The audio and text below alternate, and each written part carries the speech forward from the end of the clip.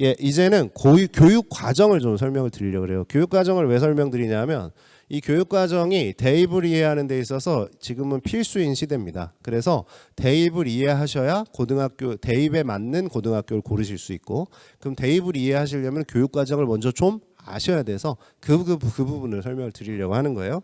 2015 개정 교육 과정이라는 교육 과정이 현재 우리 학생들이 고등학교, 중학교에서 배우는 교육 과정입니다. 2015 개정 교육 과정은 지금 시작한 지 지금 졸업한 학생들을 기준으로 적용받기 시작한 지 2년쯤 됐어요. 지금 대학교 2학년 정도 학생들부터 시작이 됐습니다. 근데 이 교육 과정이 바뀌면 원래 입시 제도도 따라서 바뀌거든요. 왜냐하면 교육 과정 학교에서 배운 거대로 입시도 시험을 봐야 되니까.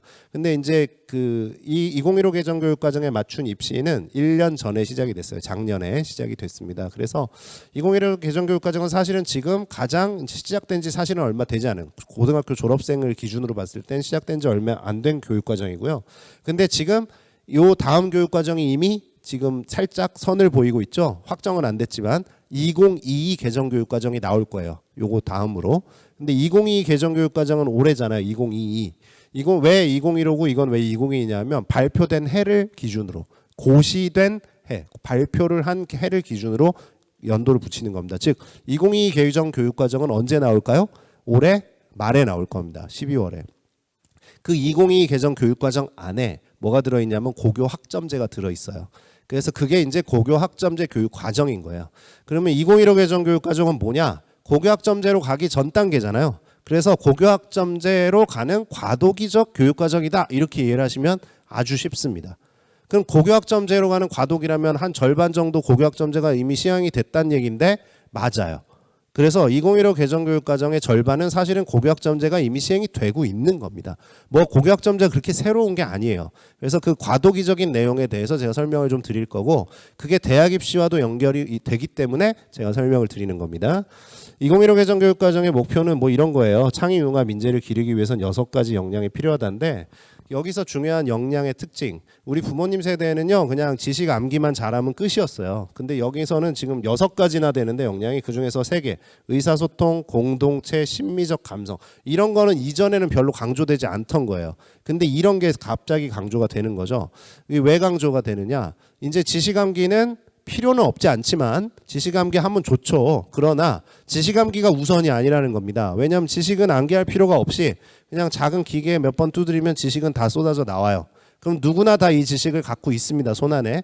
근데 이거를 누가 더 잘 활용할 수 있을 것인가의 문제거든요. 그럼 이걸 활용을 잘 하려면 이걸 가지고 누가 더 잘 우기냐의 문제예요. 사실은. 예, 그러면은 내가 가진 정보가 진짜야 라고 우길 수 있어야 되는데, 그러려면 뭘 해야 돼요? 의사소통을 잘해야 돼요. 공동체 역량도 좋아야 돼요. 왜냐하면은 나의 친구들이 많아야 내 의견이 더 선택을 받을 확률이 생기는 거 아니에요. 그러니까 이런 연습을 시키자라는 겁니다. 2015 개정 교육 과정은 뭐냐면요, 야 이거 외워, 이게 아니고요, 야 니네들끼리 서로 토론하고 얘기해가지고 누구 말이 맞는지 연습해봐 라는 거예요. 그걸 어디 현장에서? 학교 현장에서 시키겠다라는 거죠. 그래서 실제로 학교에 가면요 수업 시간에 뭐 암기하고 외우고 선생님이 판서한 거 외우고 이거 없습니다. 잘. 예. 뭐 물론 그렇게 하는 경우도 많아요. 수능 문제 풀어야 되니까 거기에 맞춰가지고 수업하는 경우도 많은데, 교육과정상에서 봤을 때는 그런 수업 하지 말라는 겁니다. 그럼 수업 시간에 뭐 시켜요 주로? 이렇게 바뀐 거예요. 그래서 2015 개정, 이미 지금 학교에서 하고 있는 교육과정이 이렇게 다 바뀌어 있는 겁니다. 처음에는 이것도 쉽지 않았죠. 왜냐하면 맨날 암기만 시키다가 갑자기 이런 토론시키고 이런 게 쉽지 않았으니까요. 근데 이미 많이 적응하고 바뀌어 있습니다. 학교 현장이.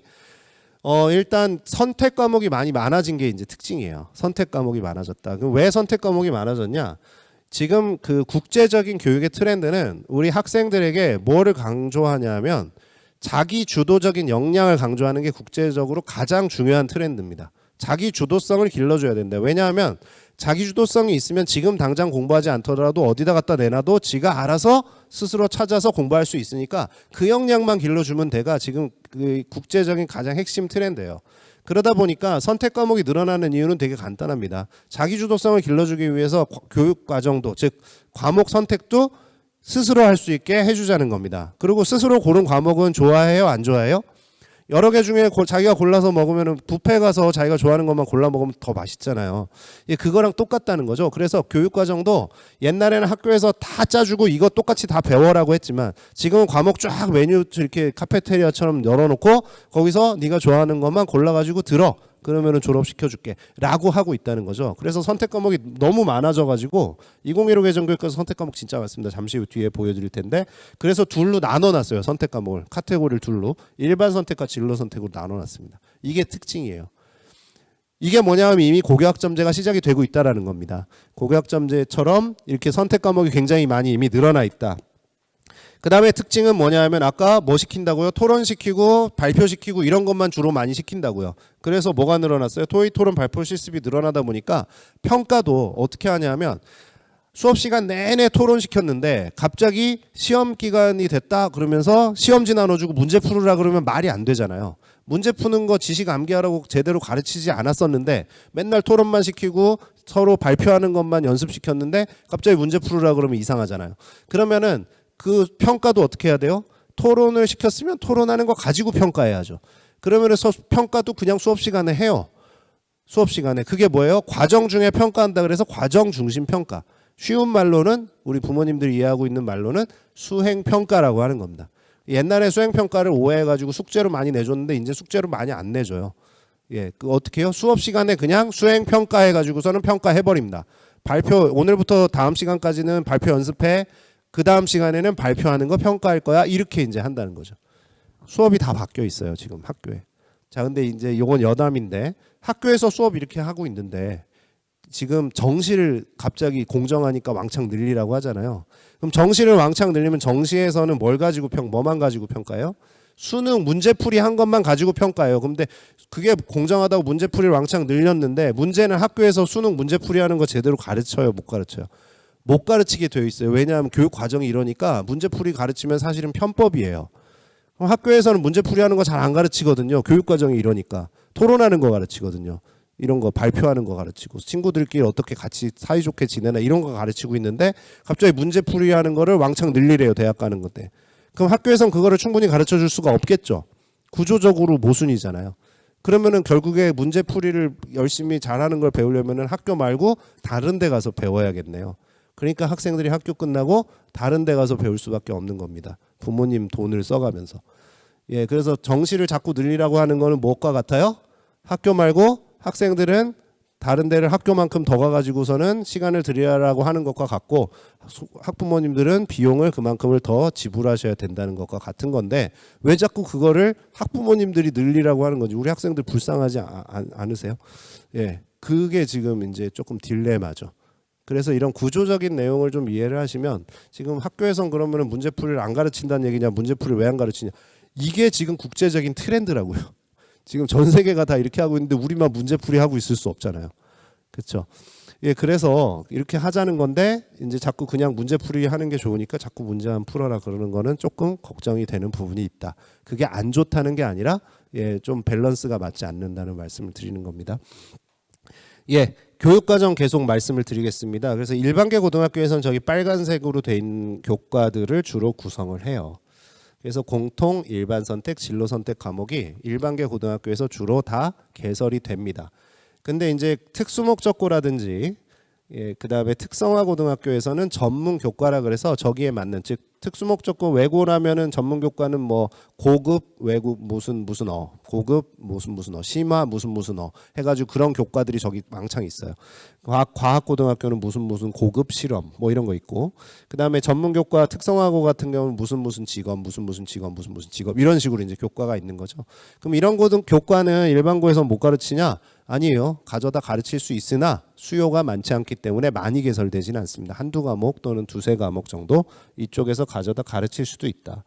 이제 그 고등학교를 어디를 선택하느냐에 따라서 그런 전문 교과를 가르치는 고등학교도 있고 가르치지 않는 고등학교도 있죠. 또 하나의 오해는 전문 교과를 많이 가르쳐야 고급스러운 그 학문을 많이 했으니까 대입에서도 유리하지 않겠냐 그러고 심지어 학교까지도 오해들을 많이 하는데 야 무조건 전문교과 많이 개설해 그러면 대학 갈 때 도움이 많이 되니까 무조건 전문교과를 이수하게 해 그런 그 고등학교들도 있어요. 대학 입시를 전혀 이해를 못하는 거죠. 전문교과 많다고 대학에서 유리한 거 아니고요. 얼만큼 기초를 튼튼하게 충실히 배웠나를 먼저 보기 때문에 전문교과 개설 안 돼 있어도 아무 상관 없습니다. 사실은. 물론 이제 학생이 충분히 역량이 되고 능력이 되는 것 같아 보이면 전문교과를 한두 과목 추가로 이수했으면은 뭐 이런 것까지 또 추가로 들으려고 열심히 노력했네 정도면은 충분하죠. 근데 이제 대부분의 학생의 경우에는 일반 교과도 성적이 제대로 안 나오는데 전문 교과를 들었다고 그런 것들을 절대로 봐주지 않습니다. 그래서 일부 전문 교과들은 그 일반계 고등학교에 가서 개설이 될 수도 있고 안 될 수도 있고, 만약에 필요하다면은 개설이 되는 학교를 가시면은 좋겠죠. 그래서 교육과정 같은 것들도 고등학교를 선택하는 데 중요한 요소인데 이거보다 훨씬 중요한 이유들이 따로 있어요. 이제 교과를 좀 보시죠. 고등학교에 가면 과목이 이렇게 많습니다. 저 중에서 오른 두 번째, 세 번째 칸에 있는 내용들은 다 선택 교과예요. 저 중에서 고르셔야 된다는 겁니다. 참 어렵죠. 뭐가 뭔지도 잘 모르겠는데 저걸 골라야 돼요. 특히 맨 마지막 칸 이쪽 진로 선택이라는 곳에 있는 과목들은 처음 보시는 과목들이 많을 거예요. 그래서 저런 교과가 있었어? 이런 뭐 여행지리 들어보셨습니까? 이제 뭐 만들어진 지 좀 돼서 그래도 들어보셨을 수 있어요. 근데 이런 거 뭐 실용 국어, 실용 수학 이런 건 도대체 뭘 가르치는 건지 정말 뭐 더하기 빼기만 가르치는 이런 수준은 아니겠지만 좀 아무튼 특이한 교과들이 있죠. 이제 선택을 하는데 일반 선택이 있고 공통은 어차피 다 배워야 되는 거고 저거 1학년 때 배우고 나면 2, 3학년 때 선택을 많이 해요. 일반 선택, 진로 선택 위계가 있지는 않습니다. 그래서 아무거나 선택을 하는데 물론 학교에서 선택할 수 있도록 개설을 해놔야 그 중에서 선택하는 겁니다. 학교마다 다 달라요. 모든 과목을 개설할 수 없고요. 물리적인 한계 때문에.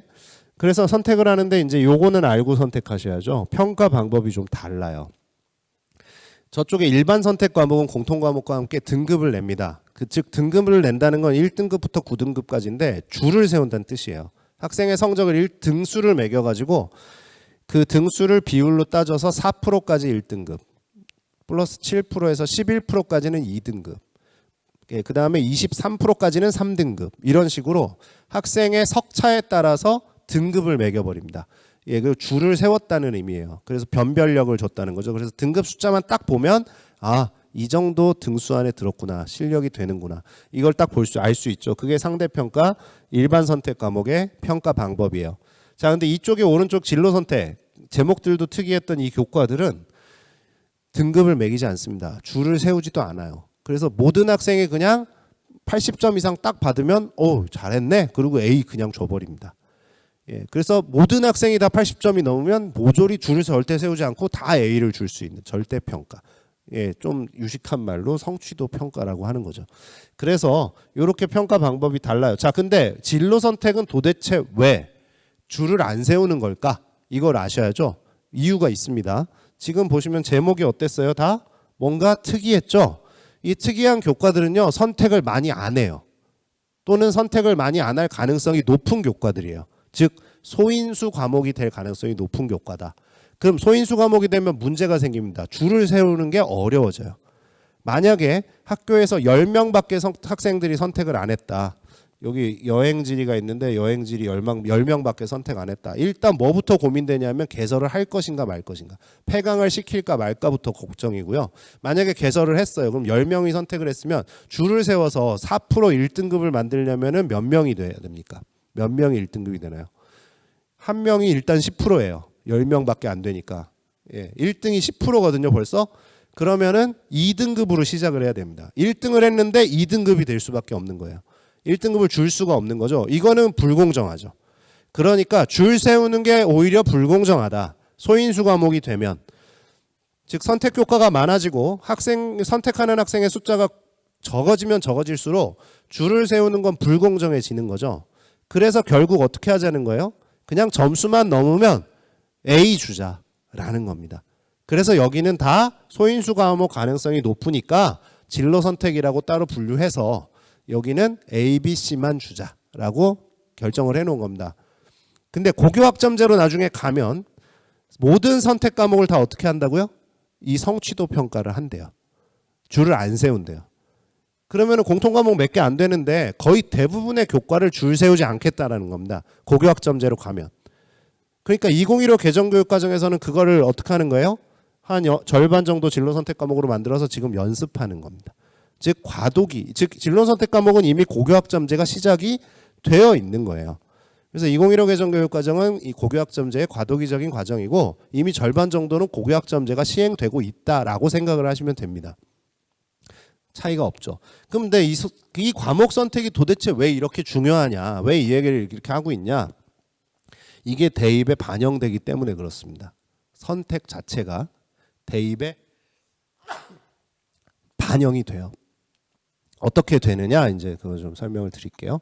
방금 보셨던 교과는 국수영사과였고요. 여기는 이제 나머지 교과들 은미체, 기술과정, 제2외국어, 교양 교과. 여기도 또 평가가 다양합니다. 은미체는요 일반 선택도 줄 안 세워요.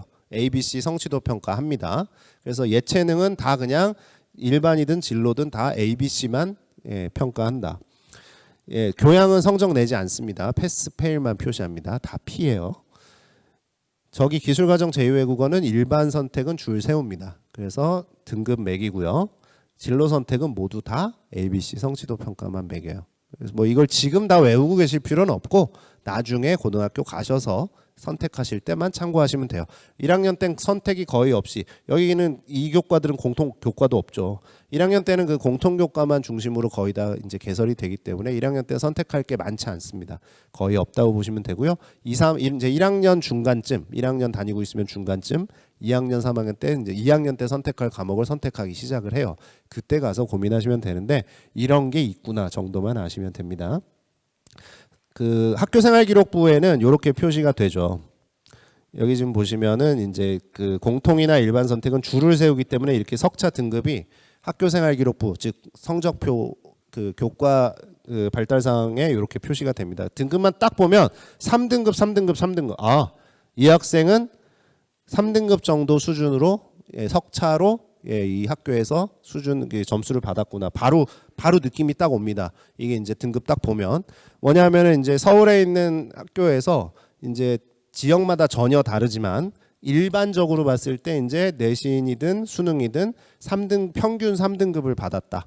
그러면 서울에 있는 학교는 뭐 충분히 갈 수 있지 않겠나라고 잠정적으로 생각을 많이 해요. 여기 금천구 지역도 그 정도는 생각을 하시면 됩니다. 근데 이제 옛날에 금천구에 있는 모 고등학교에 제가 상담을 나왔을 때 2등급을 거의 평균 2등급을 받은 학생인데 그 학생이 선생님 저도 대학 갈 수 있어요? 뭐 이래가지고 제가 깜짝 놀란 적이 있어요. 그럼 갈 수 있지. 너는 서울에 있는 대학 충분히 갈 수 있어. 라고 대답하면서 이제 상담을 시작했던 적이 있었는데 많이 안타깝더라고요. 이 진학에 대한 정보를 잘 접하지 못했던 학생인 것 같았어요. 그래서 어쨌든 그래서 요 정도 딱 되면은 대충 각이 나옵니다. 저 정도면 왜냐하면은 줄을 세워놨기 때문에 대충 등급 딱 보면은 3등급 안에 들면 23% 안에 들어가는 거거든요. 그러면은 중상위권에 해당이 된다는 걸 뜻하죠. 그래서 서울에 있는 대학 정도는 가겠구나. 근데 4등급이 나오기 시작하면 요거 조금 위험한데 이런 생각을 하게 되는 거죠. 4등급부터는 두꺼워지거든요. 학생들 분포가. 그래서 고등학교에서는 가장 많은 이제 그 분포를 이렇게 볼록하게 이제 1등급부터 9등급까지 정상적인 분포를 봤을 때 가운데 있는 4, 5, 6등급의 학생들이 다 모여 있어요. 1, 2, 3등급 많지 않고요. 밑에 6, 7, 8, 8, 9, 10, 7, 8, 9등급도 많지 않습니다. 7, 8, 9등급도 받기 쉽지 않은 등급이에요. 그래서 이렇게 보시면 되고요. 그 다음에 이제 진로 선택 과목의 경우에는 아까도 말씀드렸지만 이 학생은 B를 받았네요. B. 등급이 안 써 있죠. 대신에 뭐가 써 있냐면 A는 몇 프로, B는 몇 프로, C는 몇 프로 받았습니다가 정보로 나와 있습니다. 근데 이제 선생님이 무조건 다 A 주고 싶어서 그냥 그 기억 니은 디귿만 쓰면은 다 만점 줄게. 그리고 시험 문제를 쉽게 내버리면 다 A 받을 수 있겠죠. 근데 여기 뭐라고 써 있게 돼요? A 100%라고 써 있게 되겠죠. 그런 건 이제 엉터리라는 게 드러나는 거니까 그 정도는 써줍니다. 그러나 A, B, C만 가지고 이 학생이 실력이 뭐 월등하다 아니다 이거는 구분하기가 어렵죠. 그래서 저거는 변별이 떨어지는 방식이에요. 그럼 대학 입시에 반영을 제대로 할 수 있을까요? 없을까요? 없겠죠. 변별이 안 되니까. 근데 이걸 또 반영하는 대학도 있어요. 안 하는 대학도 많고요. 그래서 진로 선택 과목이라고 해서 소홀해서는 안 된다. 그래도 A를 받으려고 많이 노력을 해야 된다는 부분 알고 계시면 되고요. 요게 이제 등급 분포예요. 방금 설명드렸듯이 4, 5, 6등급이 23%부터 77%까지이기 때문에 엄청나게 저 학생들이 저기 다 모여 있게 됩니다. 그래서 나중에 고등학교 가서 자녀가 4등급, 5등급, 6등급을 받아오더라도 너무 분노하거나 그러실 필요는 없어요. 왜냐하면 대다수 절반 이상의 학생들이 저걸 받아오게 되어 있기 때문에 구조적으로. 그래서 이렇게 이제 구분하시면 됩니다. 그래서 이거는 석차로 무조건 따지는 거다. 석차로 원점수랑 아무 상관이 없어요. 줄 세우는 겁니다. 그 다음에 이제 그 비교를 한번 해보겠습니다. 이제 나중에 대학에 갈 때 학생부 교과 전형이라는 게 있고요. 학생부 종합 전형이라는 게 있어요. 도대체 학생부를 반영은 하는데 도대체 이 두 개가 무슨 차이냐? 교과 전형은요. 방금 말씀드렸던 등급만 가지고 계산하는 겁니다. 등급만 가지고. 그래서 무조건 1등급이 많을수록 유리한 거예요.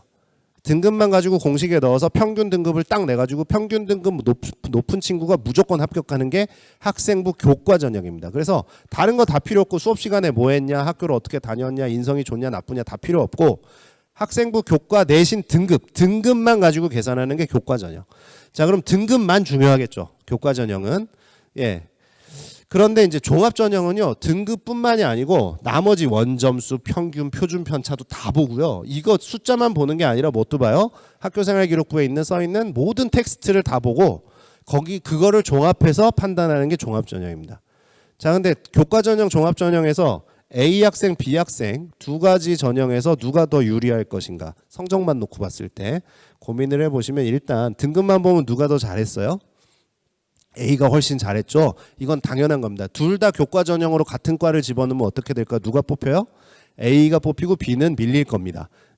왜냐하면 평균 등급이 저기는 올 1등급이니까 1.0이고 이 학생은 1점대 뭐 중반 가까이 되겠네. 1.4 정도 될까요? 네. 그래서 이 학생들이 이렇게 교과 전형을 지원한다면 당연히 A가 유리합니다. 자, 근데 종합 전형을 지원하면 A가 달라져요. 뭐 어떻게 달라지냐면 자, 요 가 과목과 마 과목만 보면 이제 1등급, 2등급으로 갈라진 과목이죠. 근데 원점수를 비교해 보세요. 두 학생의 원점수. 또 1등급과 2등급으로 등급은 갈렸지만 원점수 차이는 얼마 나지? 않지요. 그래서 사실은 거의 실력의 차이가 크다고 볼 수는 없는데 등급을 나눠 놓다 보니까 누구는 1, 누구는 2니까 이게 커 보이는 겁니다. 그리고 저걸 그 교과 전형에서 넣었을 때는 차이가 엄청 커지게 되죠. 그래서 교과 전형에서는 차이가 크지만 사실 원점수까지 같이 보는 종합 전형에서는 차이가 크지 않다. 얘네 둘은 비슷한 아이들이구나. 마도 마찬가지로 여기는 1점 차이밖에 안 나요. 원점수가. 그러니까 종합 전형으로 썼을 때 가 과목이나 마 과목은 두 학생에 큰 차이가 없다. 근데 나머지 과목의 원점수를 비교해 보세요. 누가 더 잘했습니까? 똑같이 1등급이에요. 근데 원점수를 비교해 보니까 누가 월등히 잘했습니까? 이거는 실력 차이가 좀 있어 보이죠. 자, 그러면은 원점수를 같이 놓고 봤을 땐 A 학생, B 학생 중에 어느 학생이 더 전체적으로 괜찮다라고 느낌이 드세요? 뭐 B일 수도 있고 뭐 A 학생일 수도 있고. 근데 이제 중요한 점은 여기서 이제 갈라지는 겁니다. 이 가나다라 마 과목이 어떤 과목이냐가 중요한 거예요. 만약에 이 학생들이 둘 다 기계공학과를 지원한 학생인데 가와 마 과목은 국어와 영어고 나는 수학, 다라는 과학이었다면 어느 학생이 종합전형에서 저것만 봤을 땐 뽑힐 가능성이 더 높아질까요? 수학, 과학이 더 중요하죠. 기계공학과, 공대에서는. 그러면 관련된 교과 성적이 더 우수한 저 학생이 선발될 가능성이 훨씬 높아지게 되는 겁니다. 그래서 교과 전형과 종합 전형은 이렇게 다른 거예요. 그래서 그 성적을 내는 방식이나 이런 것들이 반드시 등급이 좋아야만 되는 것이 아니고 골고루 다 잘해야 되는 측면이 종합 전형에 있는 겁니다. 저기에 이제 세부 능력 특기사항이라는 교과 시간에 무엇을 했는지 적는 텍스트가 어떤 것이 적혀 있느냐에 따라서 또 하늘과 땅 차이로 갈라지게 돼요. 그래서 종합적으로 잘하는 게 종합 전형이다. 이런 것들이 차이가 있구나 좀 보시면 되겠고요. 이렇게 절대평가 성취도 ABC만 나타내는 거는 그냥 점수를 냈을 때 80점 이상이면 A, 60점 이상이면 B 이런 식으로 주게끔 되어 있습니다. 현재. 그래서 변별이 거의 없죠. 사실은. 근데 C 받은 건 진짜 못한 거긴 한데 저 C 뭐 여기 진로 선택 자체를 대입에 반영 안 하는 학교들도 많기 때문에 그럼 그걸 학교들 볼까요?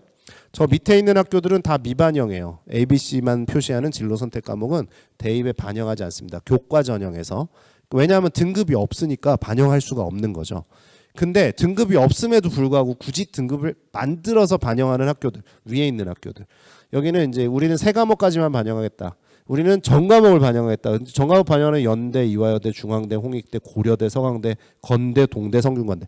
주요 대학들은 거의 진로 선택이라고 빼지 않고 모조리 다 반영을 하는군요. 그럼 등급이 없는데 교과 전형에 어떻게 반영해요? 등급 넣어서 평균 내야 되는데 환산합니다. 환산. 그래서 A는 1등급, B는 2등급, C는 3등급으로 그냥 환산하는 학교도 있고요. 학교마다 다양해요. 그래서 진로 선택 과목도 좀 열심히 해야 된다. 그런 측면이 있죠.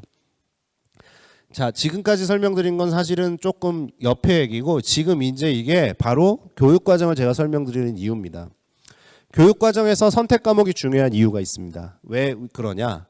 이제 요 대학들뿐만 아니라 다른 대학들도 선발하는 방식은 거의 다 비슷해요. 근데 요 대학들은 또 자기들끼리 모여서 종합전형을 연구를 많이 하는 학교입니다. 그래서 연구 결과를 벌써 세 번째 내놨는데 그 세 번째 내놓은 결과가 작년 12월에 발표된 결과예요. 우리는 종합전형으로 학생을 뽑을 때 이 세 가지 요소를 가지고 뽑겠다. 작년 그 요 전 단계 연구까지는 네 가지 요소를 뽑겠다고 했어요. 그 네 가지 요소는 학업 역량, 그다음에 전공 적합성, 발전 가능성, 인성이었습니다. 근데 이제 요번에 12월 달에 지난 12월 달에 새로 내놓은 연구에서는 우리는 이제 이 세 가지 기준으로 뽑겠습니다. 첫째 학업, 둘째 진로, 셋째 공동체. 이렇게 세 가지 기준으로 뽑겠습니다. 종합전형 어렵지 않아요. 종합전형을 평가하러 딱 평가자로 들어가잖아요. 입학사정관으로 들어가면 어떻게 나오냐면은 저 학업 역량, 진로 역량, 공동체 역량 점수표가 저렇게 딱 있어요. 그 오른쪽에 뭐가 있냐면은 그거 설문조사할 때 고르시는 거 있죠. 매우 좋은, 보통 이렇게 해가지고 5단계, 7단계 이렇게 척도 있는 거 있죠. 그게 있고 거기 점수가 써 있어요. 그래서 이제 학업 역량이 40%, 진로 역량이 40%, 공동체 역량이 20% 반영이라면 학업 역량은 4점 척도로, 진로 역량도 4점 척도로, 공동체 역량은 2점 척도로 이런 식으로 척도가 딱 점수화되어 있습니다. 그러면은 평가자가 들어가서 학교생활 기록부 읽고 자기소개서 읽고 서류 평가 점수 척도에서 딱 골라가지고 점수 주는 거예요. 그리고 그 점수 택에 딱 합산하면 서류 평가에서 거기서 점수가 높은 학생이 뽑히는 겁니다. 되게 간단해요. 이렇게 뽑는 겁니다. 종합전형은. 그래서 저 평가 기준이 되게 중요하죠. 학업 역량은 주로 뭘 볼까요? 좀 전에 보셨던 그 점수. 그거 가지고 원점수도 보고 표준 편차도 보면서 그래 이 학생이 좀 더 유리한 것 같아. 좀 더 열심히 공부한 것 같아. 그리고 뭐도 봐요? 텍스트도 본다 그랬죠? 그것까지 다 읽고 독서는 많이 했나? 뭐 어느 정도 깊이 수준의 독서를 했나? 이런 거 보면서 꼼꼼하게 보면서 학업 역량에다 체크를 딱 하는 겁니다. 그 다음에 보는 게 바로 이거예요. 진로 역량. 그럼 진로 역량은 뭘 가지고 보냐? 세부 평가 요소가 이겁니다. 지금 연구 결과로 내놓은 저거 글씨를 제가 확대해서 써드린 거예요. 진로 역량 점수를 줄 때 진로 역량 점수 비중이 높거든요. 학업 역량, 진로 역량 두 개가 다 높은 거예요. 아까 제가 예를 들어 드렸는데 많은 대학들이 40% 이런 식으로 높게 반영을 합니다. 자, 근데 진로 역량에서 점수를 줄 때 뭘 기준으로 준다고요? 첫 번째, 저걸 기준으로 줘요. 만약에 기계공학과 아까 예를 든 거길 지원한 학생이면은 뭐부터 봐요? 이 과목을 이수했냐 안 했냐부터 얼른 찾아봅니다. 그럼 무슨 과목이 딱 있으면 좋을까요? 거기 학생이 들은 과목 중에 물리가 있어야지 좋은 거예요. 물리가 있어야. 근데 물리가 없어요. 이 학생이 고등학교 때 선택을 막 했는데 물리를 하나도 안 듣고 기계공학과를 지원했네요. 그러면 입학사정관이 평가를 하려고 딱 폈을 때 일단 물리가 있나? 그러고 찾았는데 없네? 그러면 일단 없네? 이러고 시작하는 거죠. 평가를. 그럼 좋은 점수가 나올까요? 안 나올까요? 안 나오는 거예요. 즉 종합전형에서는 교과 선택 자체가 뭐예요? 점수예요. 그냥 지금. 근데 이게 지금 매년 점점 더 강조되고 있습니다. 근데 나중에 고교 학점제로 가면 어떻게 될까요? 더 중요해질 가능성이 분명히 커지겠죠. 특히 좀 전에 제가 뭐 본다 그랬죠? 학교생활 기록부에서 상은 뭐 받았나 이런 것도 보고 독서는 책을 많이 읽었나 이런 것도 보고 그러거든요. 내년부터 이거 다 어떻게 해요? 없어져요. 대학에 제공되지 않습니다. 내년부터 수상기록, 독서활동, 그 다음에 봉사활동 시간 이런 거 대학에 제공되지 않아요. 그러면은 뭘 볼까요? 이거 교과 선택한 거 보일까요? 안 보일까요? 보여요. 이건 계속. 그럼 이거 상대적으로 더 중요해질 수밖에 없겠죠. 그래서 지금 교육 과정에서 어떤 교과를 학생들이 흥미를 가지고 스스로 선택하고 비록 어려운 교과, 특히 물리 2 같은 거 가장 어려운 교과로 꼽힙니다. 이런 거를 시키지도 않았는데 스스로 선택해 가지고 꾸역꾸역 열심히 들으려고 노력한 게 세부능력 특기사항에까지 자세하게 잘 써 있다. 그리고 엄청 깊이 있는 연구를 되지도 않지만 그래도 자기가 노력해서 시키지도 않았는데 막 하려고 노력을 해가지고 너무너무 기특해서 죽겠다라는 말이 선생님이 거의 다 써주셨다. 그리고 이 학생은 논리적인 것도 엿보이고 굉장히 리더십도 훌륭해가지고 정말 이 물리를 너무 사랑해가지고 얘는 미쳐있는 것 같다. 이런 내용이 써 있으면 뽑고 싶을까요? 안 뽑고 싶을까요? 예, 뽑고 싶어지는 거죠. 그러면 점수가 올라가는 거예요. 어디서요? 진로 역량에서. 여기서 더 중요한 점은 이제 이 평가를 들어가잖아요. 자, 그러면 누가 평가한다 그랬어요? 입학사정관이 평가를 해요. 자, 입학사정관이 대학에 몇 명이나 될까요? 대학마다 숫자가 다 다릅니다. 가장 많은 편인 학교가 서울대학교인데 27명이에요. 근데 27명이 이제 평가를 하러 들어가는데 지원하는 학생은 몇 명이나 될까요? 모든 학과를 다 평가해야 되는데. 예, 수천 명입니다. 수천 명. 그럼 그 아무리 숫자가 많아도 입학사정관들끼리 그 수천 명의 서류를 다 평가할 수 있을까요? 없을까요? 절대로 없습니다. 제가 작년에 이제 모 대학교의 서류 외부 위촉을 받아서 들어가서 학생을 한 120명 정도 평가를 했습니다. 정말 그 한 10번을 가서 하루 종일 들여다봤습니다. 10번 정도 간 것 같아요. 예. 아침에 가서 12시간 넘게 쭈그리고 앉아서 한 열흘을 넘게 그것만 들여다본 것 같습니다. 죽을 뻔했어요. 그래가지고 올해 못 간다 그러려고 그랬더니 올해는 반으로 줄여주겠다 그래서 또 오라고 그래가지고 지금 캄캄한데 올해는 갈 시간이 별로 없거든요. 그래서 어떡하지 지금 그러고 있는데 입학사정관들이 보통 한 명이서 한 400명에서 600명 정도를 평가를 합니다. 학생을. 예, 그러면은 입학사정관 그 숫자 갖고 안 되잖아요. 그럼 누가 평가를 할까요? 저 같은 사람이 다 외부에서 들어가서 할까요? 저는 그래도 이쪽을 연구하는 전문가니까 초빙이 돼가지고 왜 초빙했냐면 공정하게 하는지를 와가지고 평가하면서 봐주십시오. 그래서 외부에서 한두 명 불러요. 그럼 내부에서 다 평가를 하는데 누가 할까요? 교수들이 합니다. 뭐가 중요할까요? 예, 자기 학과 많이 평가하거든요. 그러면은 뭐가 더 많이 보여요? 예, 전공 진로 역량. 많이 봅니다. 그래서 이런 교과 선택이 대단히 중요해요. 자, 여기서 중요한 점. 자, 그러면은 고등학교 1학년 때 중간쯤부터 교과를 선택을 하는데 나중에 자기가 고3 때 원서를 쓸 학과가 어딘지를 알고 그 교과를 미리 선택을 하나요?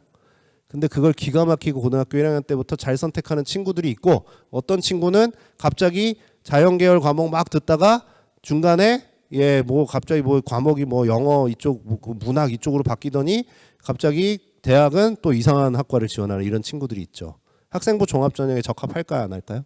적합하지 않습니다. 그래서 학생부 종합전형으로 지원을 하려면은 자기 진로에 대해서 일찌감치부터 고민한 학생과 아무 생각 없이 저는 꿈이 뭔지 모르겠는데요 하는 학생 중에 어떤 학생이 학생부 종합전형에 훨씬 유리를 하겠습니까? 예, 중학교 때부터 그것을 고민해본 학생과 고등학교 때 가서도 그거를 아직까지 찾지 못하는 학생들은 대학 입시에서 유불리가 분명하게 차이가 날 수밖에 없어요. 누군가는 그럽니다. 꿈을 왜 강요하냐라고 하실지 모르겠으나 그런 분들에게는 또 이렇게 말을 하죠. 학생부 종합전형은 그런 꿈이 없는 학생들을 뽑으려고 하는 게 아니라 꿈을 일찍부터 갖고 진로를 개척한 학생들을 뽑기 위해 만든 전형이기 때문에 그렇지 못한 학생들은 다른 전형으로 시험을 보면 됩니다라고 그냥 이야기를 하죠. 그러나 기회를 많이 늘리고 그런 것에 대해서 미리 관심을 가지는 게 크게 어렵지 않다면 진로에 대해서 일찌감치부터 좀 고민을 해보는 거는 굉장히 도움이 많이 되는 부분이 있다. 그래서 고등학교를 선택하는 데 있어서도 이런 부분들을 잘 고려를 하실 필요가 있어요. 왜? 뭐가 중요하냐면요.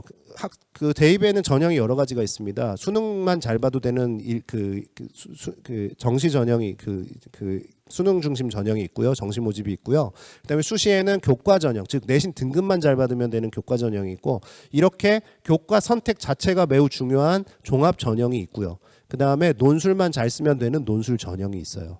근데 그 전형 중에 어떤 고등학교에 진학했을 때 이 전형에서의 유불리가 나타날 수 있을까를 차이가 분명히 발생을 하기 때문에 고등학교 선택에서 이 전형에 대해서 이해를 하고 우리 아이는 우리 학생은 어떤 전형에 나는 좀 더 적합할 수 있을까를 미리 고민을 해보시면 고등학교를 선택하는데도 분명히 유불리가 나타날 수밖에 없다라는 거죠. 그래서 이것이 바로 대입을 고려한 고등학교 선택의 원리예요. 중요한 거는 무조건 좋은 학교를 간다고 우리 아이에게 도움이 되는 것은 아니라는 겁니다.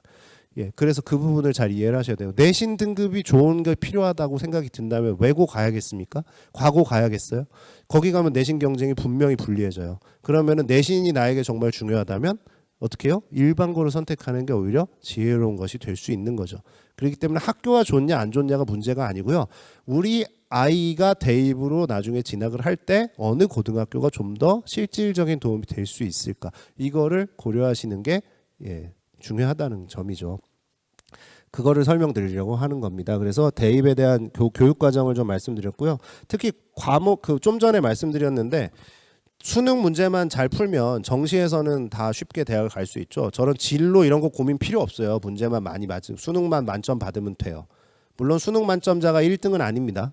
그거는 또 이해를 하셔야 되는데 작년에 수능 만점자 몇 명 나왔죠? 1명 나왔습니다. 1명. 이 학생이 가장 시험 잘 봤죠. 만점이 1명이에요. 다른 친구들 1개 이상 다 틀렸어요. 자, 그런데 표준 점수가 이 학생이 그럼 가장 높았을까요? 안 높았을까요? 가장 높지 않았을 겁니다. 라고 예상을 해요. 저는. 왜 그러냐면 이 학생이 선택한 과목이 수학이 확률과 통계였어요. 미적분을 선택한 친구들이 점수가 더 높았을 수도 있겠죠. 왜냐하면 표준 점수가 미적분이 3점이 더 높았으니까요. 만점자의 점수가. 그래서 수능은 만점자가 점수가 높은 시험이 아니에요. 그 부분을 일단 거의 이해를 못 하시기 때문에 그냥 정시가 공정하다라는 말씀들을 많이 하시는데 사실 수능은 공정한 시험이라고 보기에는 다소 계산 방법에 특이한 부분들이 많이 있습니다. 선택 과목에 따른 유불리도 발생을 하고 있고요. 그거는 잠시 후에 말씀드리도록 하고요. 자, 근데 문제는 뭐냐면 이 공정하다는 수능에 이제 그 수능 점수만 잘 받으면 정시에서는 무조건 대학을 잘 간다고 믿고 있었는데 서울대가 배반을 했죠. 올해 그 입시부터 서울대가 3년 전부터 예고를 해놨었는데 우리는 수능 만점 받는다고 뽑지 않겠다 정시에서. 그럼 뭘 또 추가로 보겠다 그러냐면요. 요거죠. 올해부터 지역균형 전형이라는 게 정시에도 생기는데요. 일반 전형에선 20%, 지역균형 전형에선 자그마치 40%를 교과 성적을 수능 점수에 추가로 해서 비율을 넣겠다라는 거죠. 즉 수능 점수는 60%만 반영하고 이건 80%만 반영한다는 거예요.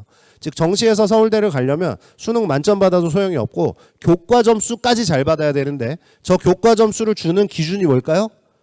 그 과목 들었냐 안 들었냐예요. 그게 교과 점수예요. 그래서 그 기준을 보면 이렇게 A, B, C를 줄 건데 A는 그 과목을 들었고 그 과목 성적도 좋고 적극적인 주도적 태도가 나타나야 A를 주겠다. 그게 서울대 정시에서는 40% 또는 20%나 반영되는 기준이 올해부터 적용이 돼요. 그래서 서울대를 정시로 갈 때는 이제 수능 만점자가 그냥 서울대 가는 시대는 올해부터 끝났어요. 교과를 들었냐 안 들었냐가 그 학과를 지원하는데 가장 중요한 요소가 될 수도 있습니다. 왜냐하면은 어차피 수능 점수는 다 고만고만한 잘하는 친구들끼리인데 교과를 들었냐 안 들었냐는 너무 큰 차이가 될 수도 있죠. 물론 이제 3년 전부터 예고를 했기 때문에 거의 다 들었긴 했을 겁니다. 그러나 이제 그걸 무시하고 이제 과목 선택하면 안 된다는 거죠. 정시 전형을 지원한다 하더라도 서울대를 만약에 갈 거라면 다른 대학은 상관없어요. 서울대를 갈 거라면 과목은 잘 골라야 된다. 뭐 그런 내용입니다. 심지어는 내년부터는 아예 이렇게 우리는 과목을 과별로 정확히 따지겠다. 그래서 2023년도부터는 아예 핵심 권장 과목을 서울대학교 입학처 홈페이지에 게시해 놓고 있습니다. 그래서 그걸 보시면은 지금 주로 무슨 과목이에요? 수학과 과학에서 투 과목이나 원이든 이 어려운 교과들을 반드시 이과를 오려면 이수를 하길 바란다라는 바람을 담아서 이렇게 전형을 설계를 해놨습니다. 그래서 이런 부분들을 참고하시고 교과 선택이 고등학교에서 대단히 중요해졌구나라는 거를 이거 중요하지 않으니까 넘어갈게요. 말씀을 드리는 겁니다. 그래서 선택 과목이 중요해졌기 때문에 이렇게 선택 과목 안내를 잘 드릴 수 있도록 저희 교육청에서는 매년 책자를 만들어서 이렇게 나누어 드리고 있습니다. 그래서 이런 거 참고해서 나중에 얼마든지 보실 수 있고요. 책자가 학교로도 나가지만 학생 개개인한테 지급되지는 않기 때문에 필요하시면은 언제든지 저희 홈페이지에 오셔서 다운받아 보실 수 있도록 게시가 잘 되어 있으니까요. 이거는 매년 새로 펴내요. 그러니까 언제든지 오셔서 다운받으시면 됩니다. 가장 그 정보가 확실하게 중요한 저희 그 서울 진로진학 정보센터 홈페이지는 제가 마지막에 소개를 해드릴 겁니다. 걱정하지 마시고 끝까지 들으시면 됩니다. 그래서 2015 개정교육과정 정리를 하면 2015 개정교육과정은 되게 이상적이고 좋은 교육과정이에요. 2022 개정교육과정은 더 좋아지겠죠. 근데 이제 말로만 좋은 게 아니라 이제 거기서 이제 이렇게 말로 좋은 얘기들이 참 많은데 그 중에서 대학 입시에서는 지금 선택 교과가 많이 강조되고 있구나. 자, 그러면 고등학교를 선택할 때 생각을 해보시면, 자, 인문계열로 지원하는 학생의 절반 이상은 다 가고 싶은 과가 딱 정해져 있어요. 무슨 과일까요? 경영경제입니다. 이거는 만약에 다른 학과를 진학하더라도 반드시 복수 전공을 해요. 대학에 가서도. 경영경제를 꼭 하고 싶어 하는데 제일 고등학교에서 개설하기 힘든 과목 중에 하나가 경제입니다. 왜 그러냐면은 경제는 똑같이 탐구인데 다른 여러 개의 탐구 과목들보다 배워야 할 분량이나 난이도 측면에서 2배에서 3배 정도가 어려워요. 그래서 경제 과목은 학생들이 다 기피를 합니다. 왜냐하면 선택하는 순간 일단 좋은 점수 받기가 힘들고, 그리고 잘하는 학생들끼리만 선택을 하기 때문에 석차에서도 밀릴 가능성이 커지죠. 그래서 선택을 거의 안 해요. 그래서 경제가 의외로 대학에서는 꼭 필요한 과목인데, 대학 진학할 때는 경영경제과를 많이 지원하기 때문에 꼭 필요한데 폐강이 가장 많이 되는 게 경제교과입니다. 그럼 이 경제교과가 고등학교에, 나는 나중에 경영경제학과를 가고 싶어서 이 고등학교에 왔는데 내가 간 고등학교에서 경제 과목이 폐강이 됐어요. 그래서 학교에서 안 가르치면, 지금 이렇게 선택교과가 중요한데 입시에서 우리 학교에서 안 가르치면 어떡해요? 그래서 바로 그런 학생들은 옆에 학교 가서 배워라 라고 해놓은 게 이제 서울형 고교 학점제라는 겁니다. 그래서 이제 거점 학교를 만들어서 그 학교 가서 들을 수 있게, 또는 주변 학교끼리 연합을 해가지고 공유 캠퍼스라는 걸 만들어서 옆에 학교를 가가지고 들을 수 있게, 옆에 가는 것도 힘들면 온라인으로 들을 수 있게 과정들을 개선해놓고 매 학기 신청을 받고 있어요. 그래서 이런 게 지금까지는 아직은 널리 이제 이게 활성화되어 있지는 않은, 물론 이제 다 할 수 있지만 이게 많이 확대되어 있는 상황은 아니지만, 나중에 고교학점제로 가면 저게 어떻게 될까요? 더 자유롭게 선택을 하게 되면 하게 될수록 학교에서는 다 개설해 줄 수가 없기 때문에 저런 교과들이 굉장히 많아지겠죠. 그래서 학교 간의 장벽이나 이런 것들이 온라인 교육과정이나 고교학점제를 통해서 많이 허물어지게 될 겁니다. 그래서 학점이라는 거를 어디서 들었든 채우고 나면 나중에 그거를 듣고 이제 대학에 진학할 수 있게 되는 이런 시대가 고교학점제가 되면 열리겠죠. 그럼 고교학점제는 언제부터 시행되냐? 요거 뒤에 말씀드릴게요. 그래서 그 부분은 이제 설명드리고.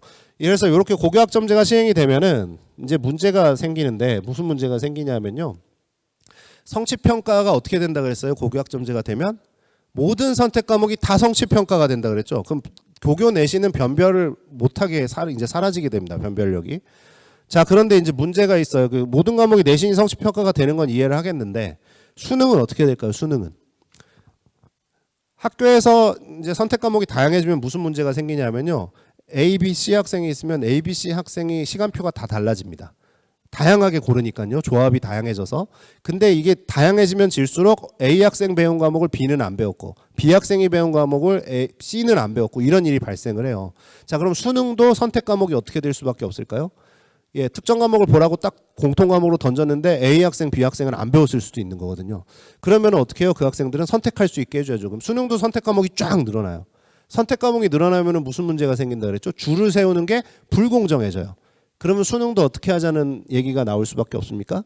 절대평가하자는 얘기가 나올 수밖에 없죠. 그래서 고교학점제로 가면 수능이 절대평가가 될 가능성이 있지 않느냐라는 말이 그래서 나오는 겁니다. 근데 수능이 그때 절대평가가 될지 안 될지는 아직 결정이 안 됐어요. 언제 발표하냐면 그거는 2024년 2월 달에 발표할 겁니다. 2024년 2월에 새 수능 제도와 새 고교학점제에 맞는 대입 제도를 어떻게 할 건지를 2024년 2월에 발표한대요. 그럼 이걸 어느 학생들부터 적용받아요? 지금 중학교 1학년 학생들부터 적용받게 될 거래요. 그게 이제 고교학점제가 적용되는 학년이에요. 고등학교에 이제 입학할 때부터 고교학점제가 2025학년도 3월부터 시행이 될 예정이니까요. 그래서 이런 것들을 예고를 해두고 있습니다. 그러면 대입제도도 당연히 이렇게 바꿔야 되기 때문에 이런 것들이 지금 예고가 되어 있다. 자, 그럼 고교학점제 쪽으로 좀 살짝 가보도록 하겠습니다. 이렇게 지금 현재는 공유캠퍼스 거점 교육과정, 온라인 교육과정 해서 선택해서 이렇게 신청할 수 있는 페이지, 홈페이지가 이렇게 운영이 되고 있습니다. 고교학점제는 뭐 여러 가지 뭐 구구절절 설명이 있는데 여기서 핵심은 뭐냐면 선택이라는 말하고요. 그다음에 학점이라는 말이에요. 그래서 선택해서 학점을 채우면 졸업하는 겁니다. 예, 그래서 학점을 채우는 게 중요하다. 이제 이런 것들이고요. 예, 그래서 뭐 이제 이런저런 지금까지 아직 확정이 안 됐어요. 왜냐하면 2022 개정교육과정 안에 들어있다 그랬잖아요. 근데 2022 개정교육과정은 언제 확정 발표돼요? 올해 말에 예고하고 있어요. 근데 지금 아직 장관님이 임명이 안 돼가지고 올해를 넘길 수도 있을 것 같기도 합니다. 예, 그래서 일단 지금까지는 2022에 발표한다 그래서 2022 개정교육과정이라고 해왔는데 뭐 언제 발표될지는 조금 뭐 차이가 좀 있을 것 같긴 한데요. 조만간 발표가 되겠죠. 근데 거기서 확정이 될 건데 지금까지는 이제 이렇게 하겠습니다. 그러고 일단 시안들을 좀 내놨어요. 그 내용들을 정리해서 보여드리면 자질구레한 거 다 빼고 중요한 거 빨간색만. 수업 시간이 좀 감축됩니다. 그래서 학생들이 고등학교에서 204단위 3년 동안 이수해야 졸업하는데 이거를 192 학점으로 줄이는데 단위와 학점 무슨 차이냐? 시간상으로는 똑같은 거예요. 50분 수업을 일주일에 한 번 수업하면 1단위 또는 1학점 같은 겁니다. 그게. 그래서 일주일 그 대학에서 이제 일주일에 1시간 수업하면은 그게 1학점이잖아요. 그거랑 같은 거예요. 50분 수업을 기준으로 하니까 고등학교는. 그래서 이제 수업 시간이 줄어든다. 이게 어떻게 그 피부로 느끼는 거는 일주일에 그 2시간 수업이 빠지는 거예요. 그 시간표 7교시를 주로 하죠. 고등학교에서 쭉 일주일 동안 5일 동안 7교시 하는데 그중에 2시간이 줄어든다. 이렇게 생각을 하시면 됩니다. 그럼 2시간은 왜 줄여주느냐? 집에 빨리 가라고 줄여주느냐? 그러면 어머님들 참 이렇게 좋아하실지 싫어하실지 잘 모르겠는데 예, 그 2시간을 줄여주는 이유는 학생들마다 시간표가 다양한 조합으로 나오기 때문에 누군가는 공강이 발생을 해요. 그래서 그 공강 시간 2시간을 확보하기 위해서 여기 빼놓은 겁니다. 그게 목적이고요. 그 다음에 2020학년도 고교학점제 전면 실시하고 여기 대입제도 개편이 발표된다. 이거 말씀드렸죠, 금방. 예, 그래서 대입제도는 요때 새로운 대입제도, 요 학생들의 대입제도는 요때 발표될 예정이다. 지금부터 논의가 시작됐어요. 지금 정책 연구들을 하고 있는 단계인데 이거를 관심을 많이 가져주셔야 됩니다. 특히 저기 적용될 학생들, 학부모님들은 중요하겠죠. 대학 입시가 어떻게 결정되느냐가 중요한 과정이니까. 예. 그리고 이제 또 이런 것들이 지금 현재까지 시안으로 이제 쭉 발표가 된 건데 이제 맞춤형 교육 하겠다 그래서 맞춤형 교육을 위해 가지고 이제 학생들을 개개인별로 지도하면 참 좋은데 학생 숫자만큼 선생님들이 많진 않잖아요. 1대1 지도까지는 쉽지 않으니까 개인 기기 디바이스를 지급해서 그 개인 기기를 통해서 맞춤형 교육을 받을 수 있도록 하겠다. 그래서 학생들에게 개인 기기들을 나눠주기 시작했죠. 지금 중학교 1학년 학생들 나눠줬는데 지금 부모님들은 엄청 싫어하신다 그래요. 예, 제가 많이 들었습니다. 그래가지고 밤에 학생들이 요새 잠을 안 잔다고. 그래가지고 이게 지금 고민들이 많으실 텐데 어쨌든 이게 원래 목적은 밤에 학생들이 이제 유튜브 보라고 준 건 아닌데 이제 학생 개개인별로 맞춤형으로 뭔가 이렇게 교육을 받을 수 있게 해주겠다라고 좋은 의도로 준 건데 이제 사용하는 사람이 사실은 중요한 거겠죠. 너무 학교를 원망하지 마시고 예, 좀 잘 활용할 수 있도록 예, 이런 말이 위로가 안 되시겠죠. 네, 그래서 예, 저도 이제 그 저희 아들은 중학교 2학년이라 다행히 비껴갔어요. 그래서 예, 아직 그 밤에 이거 하느라고 그러고 있지는 않은데 나중에 고등학교 가면 어떻게 될지 잘 모르겠습니다. 그래서 저희 딸은 아직 5학년이라 예, 아직은 예, 그 태블릿 때문에 고민하고 있지는 않은데 예, 디벗. 그래서 이 맞춤형 교육 확대 제가 잠깐 좀 또 그 정보를 드리면 내년에는 고등학교 1학년 학생들한테 다 지급되거든요. 지금 중3 학부모님들은 이제 내년에 받아보시게 될 거예요. 이제 그때는 진짜 뭔가 도움을 줘야 돼서 저희가 이제 이대로 그냥 기계만 나눠주면 안 된다. 그래가지고 지금 정말 도움을 줄 수 있는 어플리케이션을 개발을 해라라고 제가 예, 그 지시를 받았습니다. 지금 그래가지고 제가 갑자기 어플리케이션을 개발을 하고 있어요. 이게 뭐 저는 원래 그 사학과 졸업한 사람이거든요. 그래서 역사 전공한 사람인데 이게 뭔가 그러고 지금 개발을 하고 있는데 어쨌든 들어갈 콘텐츠가 중요한 거니까 제가 개발하는 콘텐츠가 뭐겠습니까? 대입 진학을 예, 학생들이 직접 자기가 갈 수 있는 대학도 찾아보고 성적도 입력해서 관리할 수 있는 이런 앱을 지금 예, 만들고 있어요. 그래서 내년에 2월까지 그걸 탑재하는 게 목표인데 지금 앱을 갑자기 한 5개월 만에 개발하려고 그러다 보니까 지금 네, 아주 힘들어 하고 있습니다. 제가. 그래서 그런 부분들. 그래서 맞춤형 교육을 확대하겠다라는 거 지금 많이 준비를 하고 있고요. 그다음에 이제 공동체 가치 중에서 강조하는 게 민주 시민 교육은 많이 했고 그동안 생태라는 걸 이제 강조할 수밖에 없는 시대가 됐죠. 그다음에 AI 이건 뭐 말할 필요가 없습니다. 중요성에 대해서 앞으로 이제 많은 분들이 영어보다 AI가 더 중요해질 것이다라는 예, 말씀들을 많이 하십니다. 그래서 이제 이런 것들을 앞으로 교육 과정에서 더 강조하겠다 그런 거고요. 정보 선택 과목 독립교과 이것도 같은 맥락이겠죠. 그래서 이런 목표를 가지고 학생 2022 개정교육과정을 만든대요. 그래서 주도적인 사람이라는 게 이게 트렌드라고 말씀드렸죠. 주도적인 사람이 앞으로 시대의 트렌드입니다. 그래서 걱정을 하는 건 뭐냐면 이제 저도 사실은 이제 아이를 학원에 보내고 있는데 이게 학원만 왔다 갔다 하는 학생들은 점점 주도성이 떨어지는 걸 좀 느끼게 되죠. 왜냐하면 자기가 찾아서 공부를 하는 게 아니라 떠먹여주는 공부를 하다 보니까 이게 자꾸 이제 뭔가 악순환이 되는 그런 게 있는 것 같아요. 그래서 주도성을 어떻게 하면 길러줄 수 있을 것인가는 이 아이를 키우면서 항상 하셔야 되는 고민이 아닌가 싶습니다. 미래 시대에 정말 필요한 가장 중요한 역량이 아닌가 싶습니다.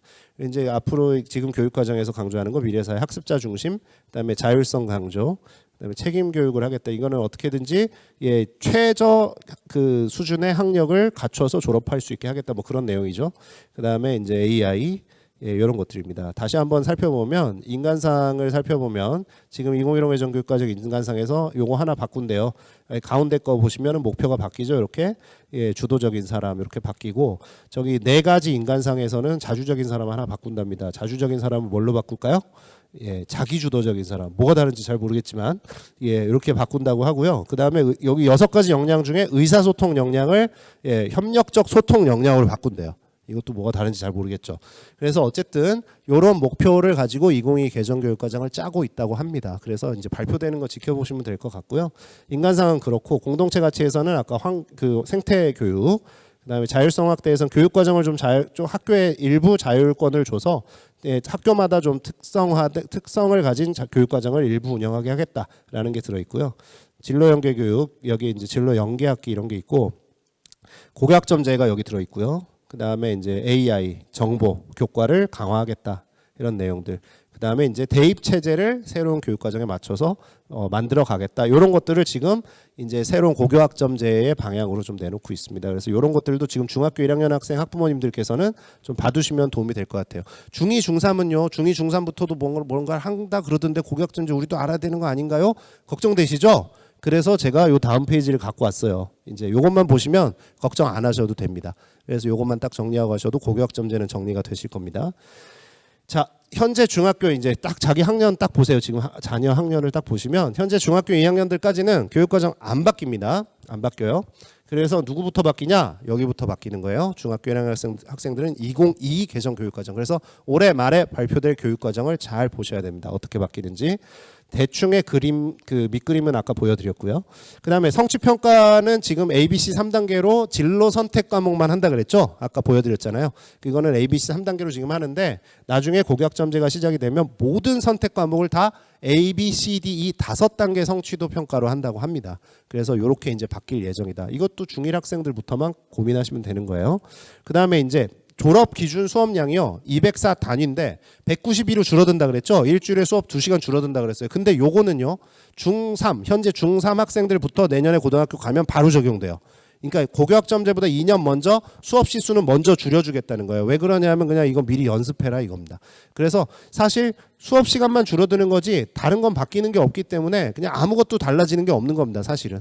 그냥 뭐 집에 한 일주일에 2시간 일찍 온다 이렇게 생각을 하시면 되겠어요. 중2, 중3은 그거밖에 차이가 없는 겁니다. 걱정할 거 아무것도 없고요. 예, 그 다음에 졸업 이수 기준은 중2까지는 다 출석 3분의 2만 채우면 다 졸업합니다. 고등학교.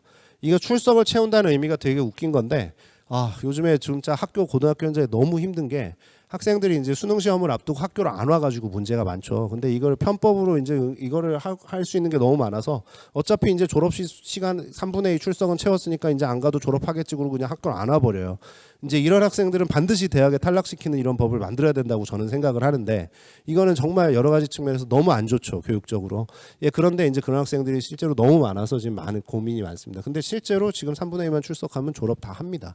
예, 엎드려 자도 되고요. 심지어는 아침에 왔다 그러고 집에 가도 돼요. 예, 그래도 출석한 거죠. 지각을 했든 조퇴를 했든. 그래서 3분의 2만 채우면 졸업을 합니다. 그게 기준이고요, 현재. 근데 이제 고교학점제가 시작이 되면 그것도 해야 되고 A, B, C, D, E 중에 하나는 받아야 돼요. 그래야 졸업합니다. 학점 따서 졸업합니다. 학점을 못 따면 졸업 못 하는 거죠. 그게 고교 학점제예요. 그래서 학점을 못 따면 대학에서는 F 맞으면 못 따는 거잖아요. 근데 F가 어감이 안 좋으니까는 고등학교에서 뭘로 한다고요? I, 저 밑에 칸에 I 있죠.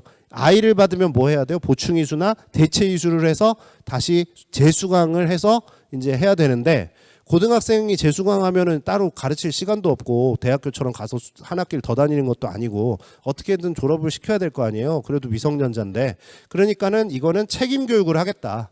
그러니까 아이를 안 받게 알아서 미리미리 조심할 거니까 너무 걱정하지 마시라 이렇게 지금 발표를 해놓고 있어요.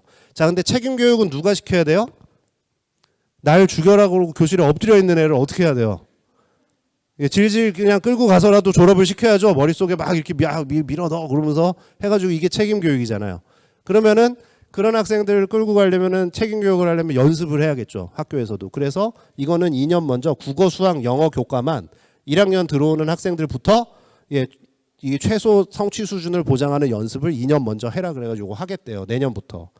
그래서 지금 고등학교에서 1학년 담임을 기피하는 현상이 얼마나 어렵겠어요. 지금 날 죽여라 그러고서는 뒤에 이렇게 누워 있는데 이 강제로 어떻게든 이만큼을 가르쳐야 되니 나는 안 배울 거야 막 이러고 있는데 막 강제로 가르쳐야 되잖아요. 얼마나 힘들겠어요. 그러니까 걱정이 많죠. 확실히 학교 현장에서는 저걸 놓고 그래도 우리 학부모님들이 걱정하실 수는 없기 때문에 학교가 좀 더 걱정하는 걸로 그렇게 가야겠죠.